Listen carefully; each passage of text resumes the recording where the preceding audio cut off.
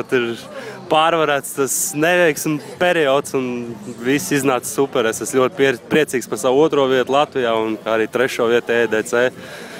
Tā 3. vieta jau man ir gandrīz kā 1. pašam priekš sevīm.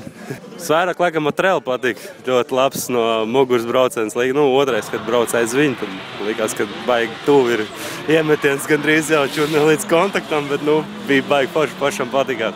Race was intense. I mean, I ended up qualifying really well, but I didn't really start getting comfortable in the car until around top 16. And Kristaps unfortunately made it really easy on me, and he went off in the first turn after bumping me a little bit. So that was going to be, I felt like that was going to be the hardest battle of the day. Moving in the top 8, I really felt like everything was dialed in with the car, and we moved on from then. And then the final 4 was just, you know, I was just kind of clicking off laps and was staying very consistent.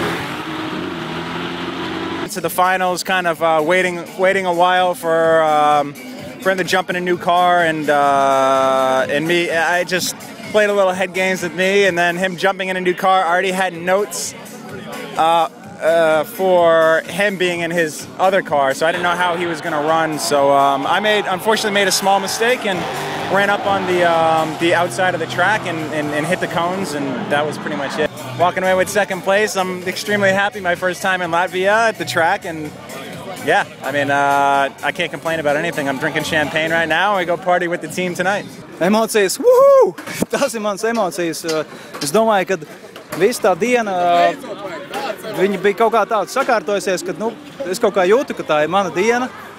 Un beigās, izbraucot uz fināliem, es jau dzirdēju, ka man bija redaktora problēmas, un sapratu, ka, laikam, ka nē, 2. Bet, reāli, Jānis Eglīte man aizdeva mašīnu, un tas ir fantastiski, un pa lielam ar viņu arī var braukt, un arī ar viņu var uzvarēt. Tā kā Eglīte Saura man arī palīdzēja šoreiz uzvarēt. Fināla braucienu, es izbraucu mašīnu, sapratu, ka ar viņu jābrauc pilnā gāzē, bet, es no viņas izspiedu kaut kāds 80%, to mašīnu varētu vēl pludenāk un skaistāk nobraukt, bet es domāju, ka es izdarīju ok priekš tā.